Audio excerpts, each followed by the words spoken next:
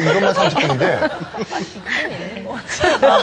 어떤 기준으로 그럼 애니메이션을 또 선정을 하셨나요? 그냥 일단은 아이가 좋아하는 쪽으로 선택을 아이가 이렇게 반응을 많이 보이는 게 있고 네. 별로 반응이 없는 것도 있고 제가 또 같이 보니까 같이 봤을 때 참 재밌다고 생각되는 게 있고 이렇게 교육적으로도 뭐 아이들 그때 보니까 조금 학년이 올라가니까 무슨 토틀리 스파이스 같은 거는 막 이렇게 막 쿵짝쿵짝 하기도 하지만 네. 그 매일매일 새로운 내용들이 제법 있거든요. 네. 그러니까 스파이 내용 같은 것들이 있어가지고 미녀 삼총사 막 그런 내용들이 많아요. 네, 그런 내용들이라니까 매번 새로운 내용들을 좀 접할 수 있어서 그런 것도 그러니까 제 생각에는 그냥 아이들이 걸러내는 것 같더라고요. 싹 다 받아들이는 건 아니라서 괜찮지 싶어요. 정말 엄마가 많이 알아야 돼. 우리 딸도 심슨 영화 많이 알고 보는데 심슨. 그건 좀 너무 성인 껴안고 만화죠, 너무 네. 뽀뽀하고 막 이런 게 많이 나와서 깜짝 놀라요. 예. 그러니까 엄마가 옆에서 있다가 주위에서 네. 봐야겠더라고요. 예. 지금 아주 긍정적으로 잘 발전해 케이스에 대해서 저희가 말씀을 드리고 있는데 사실 이 미디어를 통한 영어 교육이란 것은 장단점 그리고 논란이 굉장히 많습니다. 그래서 이병민 교수님께 여쭤볼게요. 미디어가 이렇게 발달하면서 영어 교육의 접목이 굉장히 많이 되고 있는데 어떻게 보세요?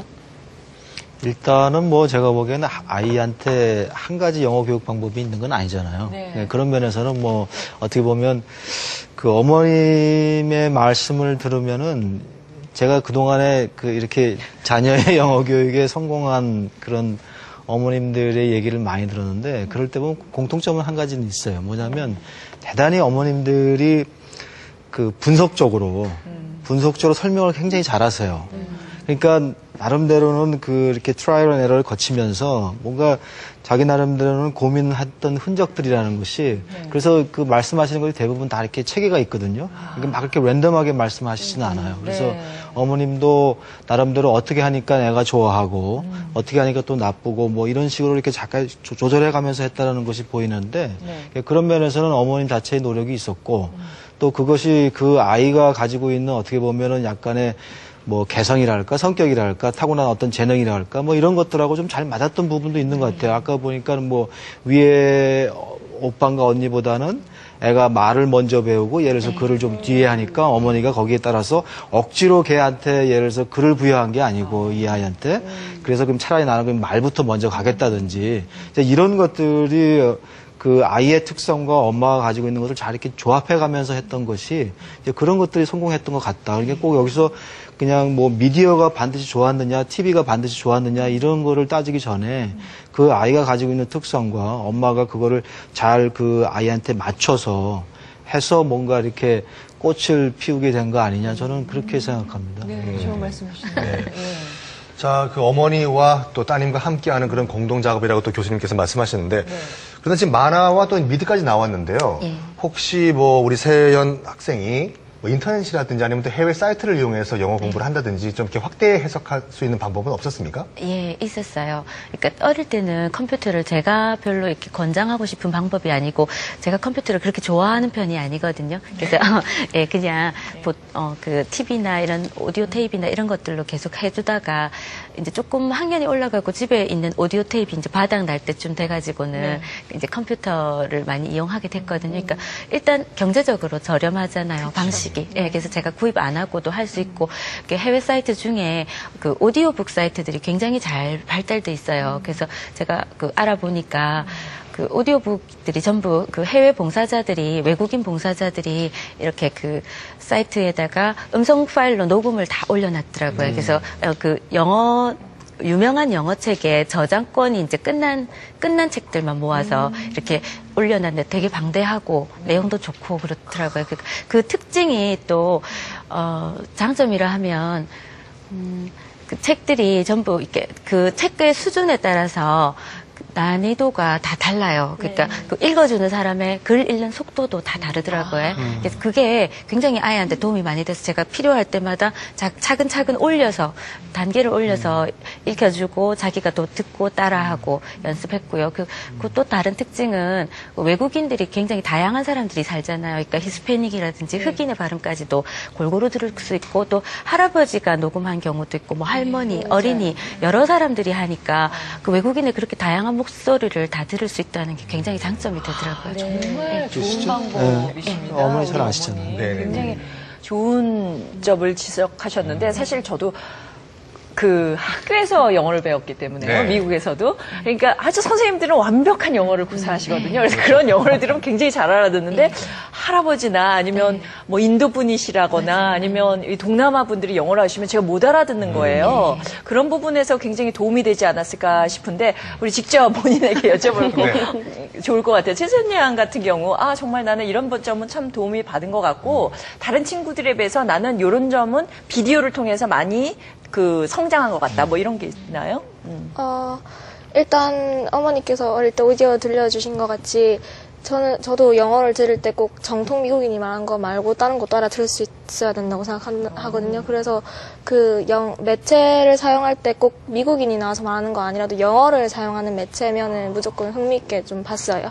그래서 그런 종류별로 알아들을 수 있는 능력도 좀 생긴 것 같고 스피킹할 때도 무조건 따라서 말해보면 그게 쉐도잉이 굉장히 듣기에도 도움이 되고 말하는 거에 도움이 돼가지고 외워지기도 하고 이렇게. 그러니까 오디오를 듣고 그대로 따라하는군요. 예. 그럼 요즘에는 어떤 방식으로 공부를 하나요? 예전에는 엄마가 이렇게 정말 선생님으로 좋은 지도 방법을 주셨는데 지금은 스스로 할 것 같은데. 한때는 그 디스커버리 채널에 빠졌었는데 그거에 영어도 쓰고 그다음에 새로운 지식 신기한 것들도 많이 나오고 해서 그런 것도 많이 봤고요. 요즘에는 CNN 뉴스나 AP 뉴스 같은 거를 보기도 해요. 그 속도를 따라가기에는 굉장히 도움이 되지 않을까라는 생각이 맞습니다. 들고. 그렇지만 일단 그 효과가 있냐 없냐를 떠나가지고 모든 지금 성인들이 하고 있는 방식을 똑같이 지금 자기가 스스로 그 방법을 찾아내가지고 따라하고 있는 것은 우리가 또 박수를 보내야 되지 않을까 생각합니다. 그리고 또 거기까지 경지에 오르려면 어느 정도의 그 책을 읽어서 자기가 보캐브러리를 가지고 있지 않으면 사실 따라하기가 어렵거든요. 이런 점에서 이 미디어를 활용해서 이제 이만큼 발전해 온 사례인데요. 선생님께 여쭤볼게요. 지금의 케이스에 대해서 선생님 교습 전문가시니까 어떻게 생각하시는지. 아니, 저뿐 아니라 들으신 분들 모두 느끼셨겠지만 그러니까 정작 공부를 한 당사자의 노력도 대단했겠지만 어머니의 노력도 참 대단했던 것 같아요. 근데 중요한 건 이 두 사람의 노력이 굉장히 서로 좋은 조화를 이뤄서 이제 지금 세연 양이 중2가 됐는데도 좋은 성과를 이룬 것 같고요. 제일 이제 제가 인상 깊게 봤던 건 어머님들이 이제 미디어 활용에 많이 관심을 가지시면서 이거 좋다니까, 이거 한 세트 딱 샀어. 오늘 1번부터 들어봐. 이런 식으로 강요하시는 분들도 많으세요. 근데 어머님 그렇게 시작하신 게 아니라 세연 학생이 좋아하는 디즈니 캐릭터부터 자연스럽게 노출을 하셨고 또 거기에서 조금씩 이제 확장을 해 나가셨고요. 또 세연 학생의 어떤 학습 스타일이나 이런 점하고도 굉장히 잘 맞았던 것 같아요. 예, 모든 아이들이 또 비디오 보는 걸 좋아하는 건 아니거든요.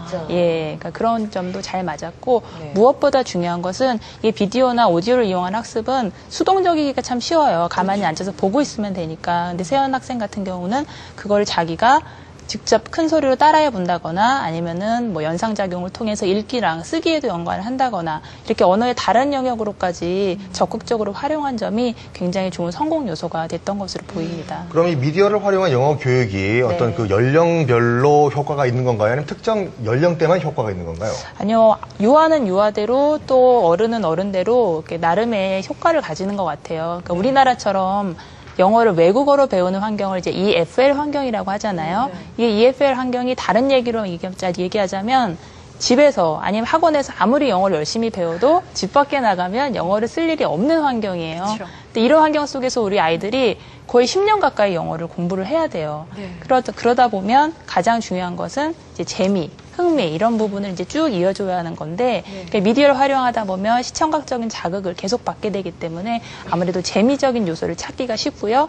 또 스토리적으로 다가오니까 그러니까 노출에 대한 시간, 충분한 시간을 이제 확보하기가 쉬워져요. 그리고 또 하나는 세연 학생도 지적을 했지만 그 어떤 배경이라든지 상황이라든지 그 속에서 이야기가 나오기 때문에 가장 우리 실생활에 그래서 들음직한 그런 대화들이 자연스럽게 주변에서 많이 들을 수 있게 되는 거죠.